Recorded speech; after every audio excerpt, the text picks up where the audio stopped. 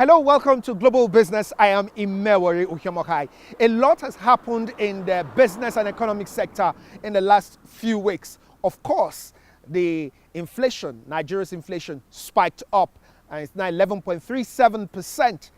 In the midst of that, Godwin Emefiele, the governor of the Central Bank of Nigeria, got a second term as he was given a nod by the Nigerian Senate. This amidst a controversy of a missing, or is it stolen, 500 billion naira from the Central Bank of Nigeria.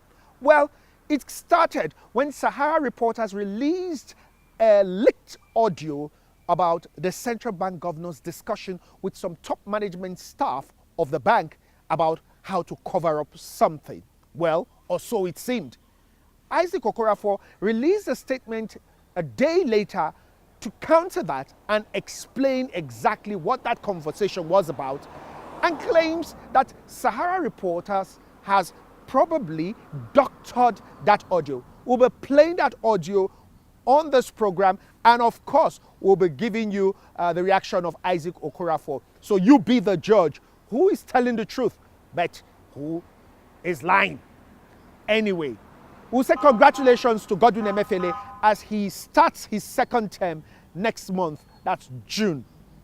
Beyond all that, on Talking Point, we're going to be looking at the energy sector. The energy sector is something that has been of great concern to Nigeria. Not just the energy sector, but the extractive sector, actually. Beyond all that, we'll be looking at the extractive sector, the Nigeria's extractive sector. What are the issues with the extractive sector? How do we make the extractive sector to benefit or get us the greatest benefits for us as Nigerians? We'll be looking at that with some members of the expert panel of the Nigerian Natural Resource Charter, which is a non-governmental organization that is committed to getting the best and having principles, a set of principles to getting the best in the Nigerian extractive industry. We're talking to them. Some of the faces you know, some of the faces you'll just get to know on this program. It's a packed program on Global Business. So just stay tuned, listen and learn. And of course, you'll be having an opportunity to contribute because you have to send us an email or of course, send us a message on our social media platforms. Welcome again to Global Business.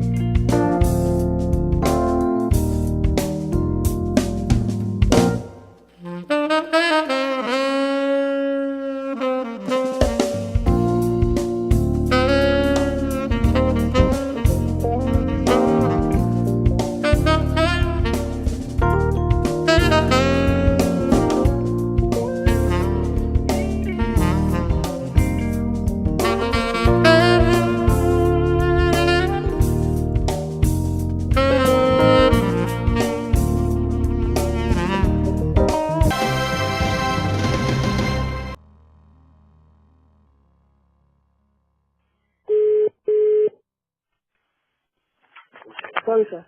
Yeah. The network, sir. Yes. Ah, my God. Let me talk to Arunche first. Hold on the line, sir. Hello, sir. Yeah. So, can we think of anywhere across both heads where we can, push things, either move things from cash and CAD or some other places, bring it back, or you understand, or delay any of things? I'm looking at it. The maximum that I can negotiate is 20 billion on CIA that I will just tell them that, because that is the one that we've not paid, that we've accrued for. So, because I've looked at with the account, that is the... On the cash account due? Yes, sir. Okay. That is 18, because I say 18 for, then there's this 2 billion, which are not material for something to be done for EFCC, that I said they've taken it as accrued. So that's the maximum we can get from expenses. Is there any other boat head where you can find? See, I've gone through all the voters here. I know at least my personal expenses is just increased by 1 billion over last year, and I think we can't go into that place. My other operating. Now, what's our shareholders fund?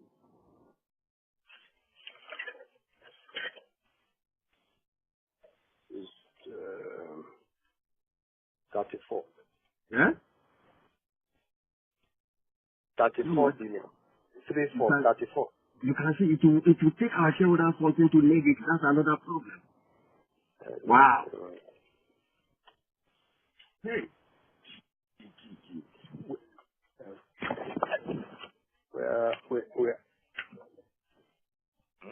Hello, sir. Yeah. With the DG and the OKJ as well. Yeah, let me talk to the DG. Yeah, let me talk to the DG. Okay. I didn't know they were there. Yes. Yes. Hello, sir. Sorry, Edward, I didn't know that you were there with 2KG. No, I'm there. We're here with you. Yes. Man. We are cracking our brains, governor. We were thinking of all available options. Because shareholders funds of 34 billion, if we put this number there, it will take our shareholders funds to negative, which is dangerous. To negative? Yes. No. We can't do that one. That would be dangerous.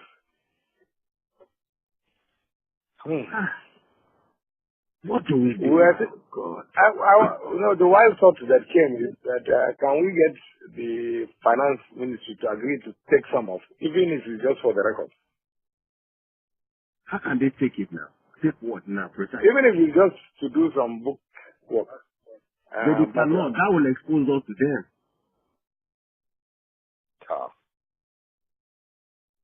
Because that's the only area. All these other areas. Okay, what do we want finance to do in this case?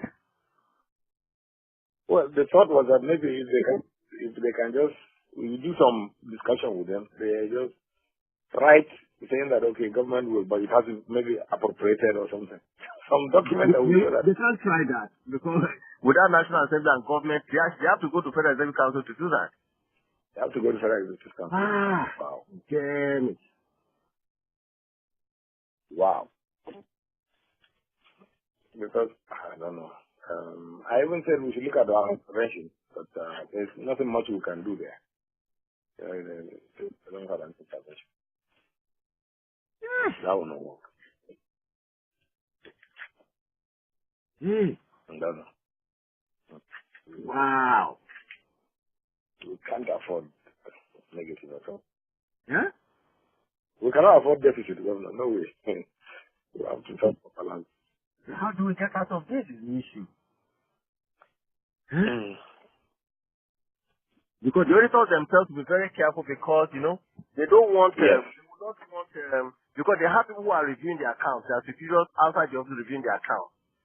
Exactly. They also, they have their names and their own governance process. Might not allow them to even do some of these things.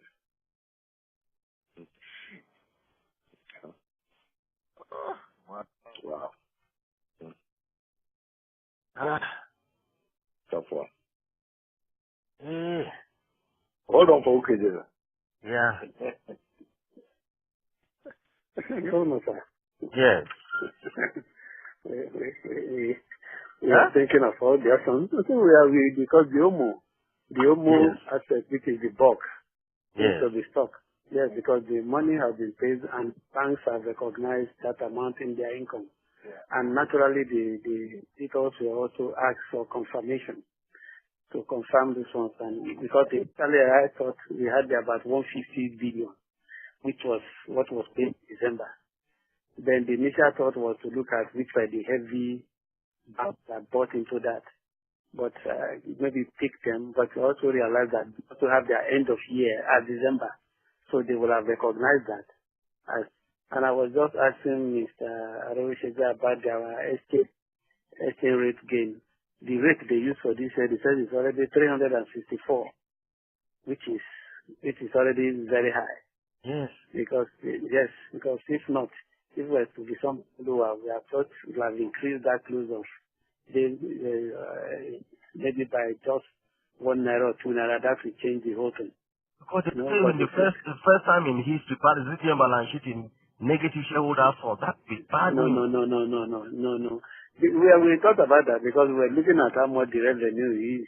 Because the issue will be that we make so much revenue of so amount and we spend the whole thing. So where did we get the money that we were spending if we make? No, we have to. We go through it and see how it is. Not going to work. Not at this time. Not. We keep cracking our braces. No. We are still looking at now. So far, we will be able to see to about 20 billion, which is this kind. Which he said he still has to discuss with the. Yeah. So after 20 billion, how much will be left? Not it's up to 100, 120, 110, 110. That is still a lot because this means we need at least a minimum of 115 or 112 for it to move from negative to surplus. God. Yeah.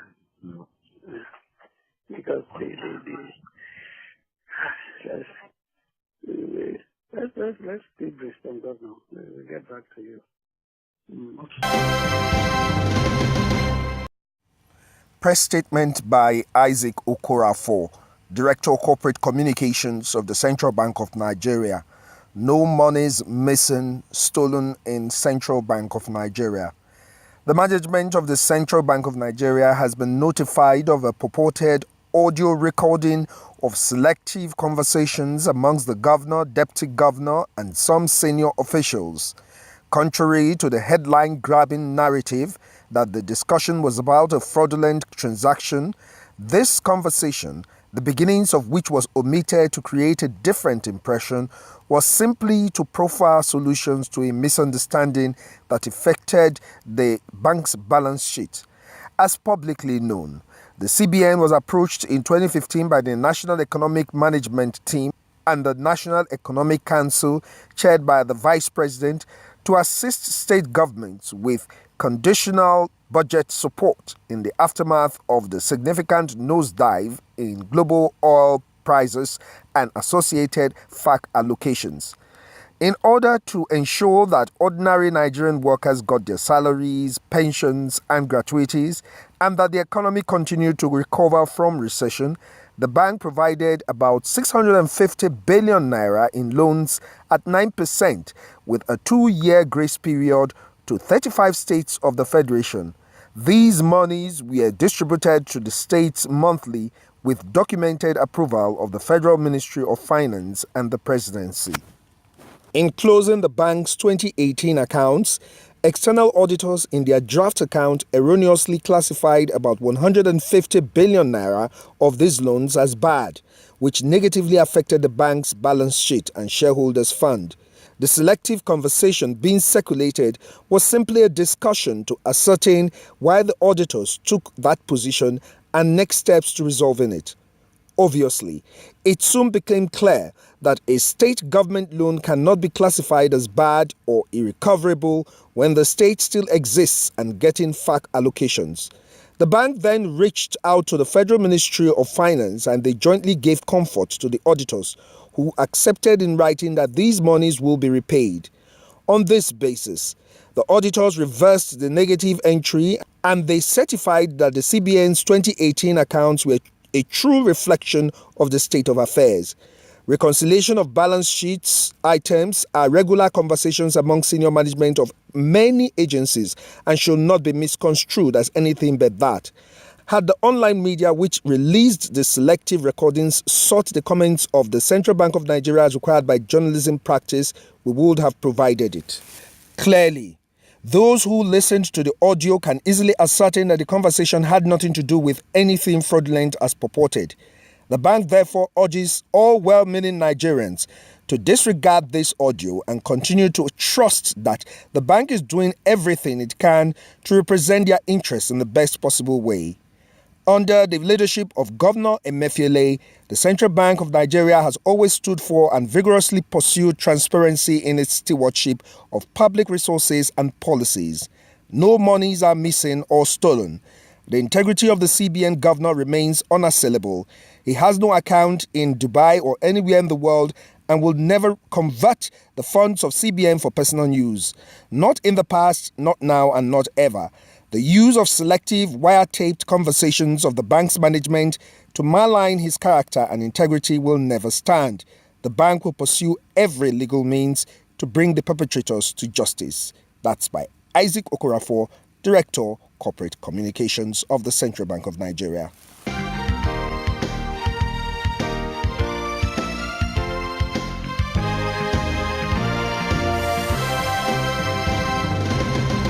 As they say, part and parcel of the problem. All right. So again, it's a double whammy for Nigerians, for ordinary citizens.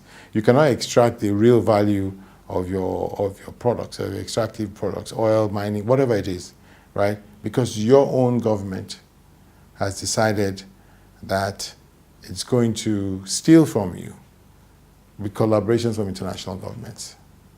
So the answer again is no, unfortunately. But this is what we're trying to put out in a systemic manner. No name calling, no blame throwing. This is just the systemic challenges we have ahead of us. The first thing is that the whole attitude to the oil sector does not encourage transparency and accountability, really. As long as the oil sector is seen as the instrument for supporting political activities, for providing some emergency aid to the security forces that you are reluctant to take to the National Assembly, for augmenting the security votes of the president. I mean, that's how the oil sector is seen. And as long as the appointment to the position of the GMD is political also, and that the board itself does not play the role of a board, a proper board, you're likely not to have transparency really, and you're not likely to have green in that area. It's not about one particular concept. It's about the general attitude and the role that oil plays in our politics and in our economy. In our economy first, and also in our politics. It encourages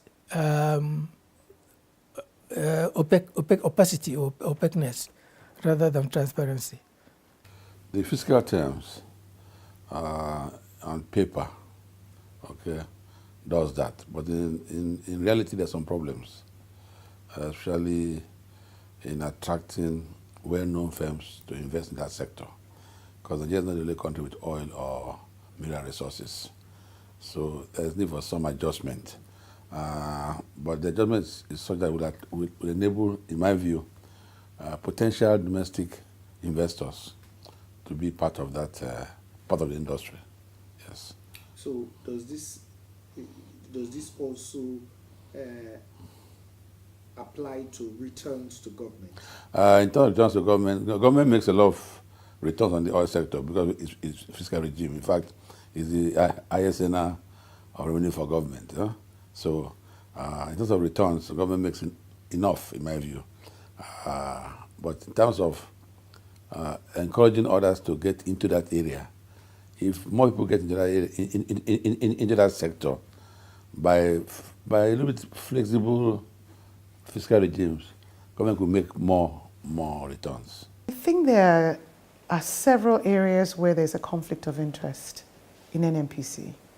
We've had at least 2 presidents that have been de facto ministers of petroleum. And being an executive and being the de facto minister of a particular ministry is not, in my books, transparent or accountable. That means whoever is at the helm of affairs chooses to do what they want when they want, and he has no power above him for checks and balances. And then the junior minister in that same ministry is appointed politically. So it's not based on his competence or his years of experience in the business or his ability to add value. It's usually somebody who they think has a political stake and will do the bidding of the executives. So in those areas, I think it's not possible to have the transparency and accountability and the kind of corporate governance that we need in the extractive industry, especially since we have a single state-owned enterprise that is funding the entire budget of the country. So if the person isn't as good as they should be, who is the person who calls that person to order? Does he have a strong enough board with competent people on the board that can add value to what he's doing and how he's doing it and can challenge some of his views as to how to run the industry? Those are the kind of things that I see that we're lacking in substantially in the state-owned enterprise in Nigeria. The two major reasons why that has been so is one, the absence of trust between the stakeholders, local communities, multinational corporations, and the government. There is no trust between these groups in terms of what the intentions of oil exploitation is, and the people don't believe that the government and the multinational corporations have their interests in oil exploitation. So this has created a tense relation between companies, governments, and the local communities. The local communities believe that government is just there to extract without putting back.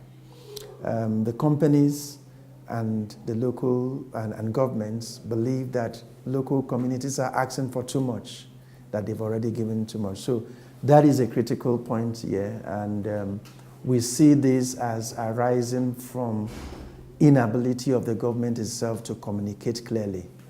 And we believe there's need for a better communications approach. The second factor for this is really institutional. The fact that institutions that have been established over the years to address local concerns have not delivered optimally. And so there is a clear failure from the eyes of the communities, and actually, objectively speaking, for several of these institutions to be able to respond effectively to concerns. For instance, the NOSDRA, the National Oil Spill Detection and Response Agency, was established to create a framework through which reports of oil spills are effectively responded to and remediated. But NOSDRA is not well resourced and lacks that capacity to do that. And so the intentions of actually having effective response has been undermined by that. That is just an example. So there's an institutional failure, even in the context of those institutions established. You have a very good fiscal regime. It's supposed to do that. Okay? It's supposed to provide sufficient take for government, and then to also attract investment, into the sector. But there are a lot of people who have questioned the existing fiscal regime in Nigeria with respect to the upstream sector in particular, or petroleum sector generally. That the fiscal regime that is existing now does not deliver the best for government. I don't know whether it's delivering the best for a company, but presently the government is presumed not to be having sufficient revenue or what is entitled to if you have defined a fiscal regime that actually try to maximize government take without compromising the investments in the sector.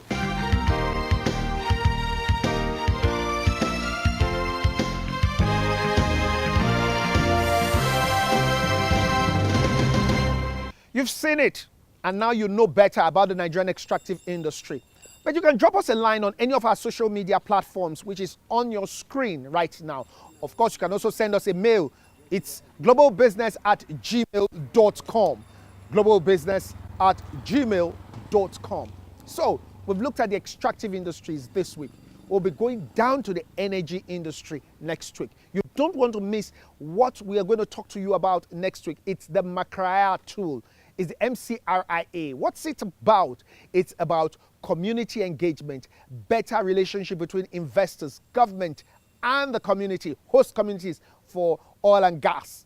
You don't want to miss it. Next week, I am Imewari Ohiomokai. Do business well this week, And remember, it's always nice doing business with you.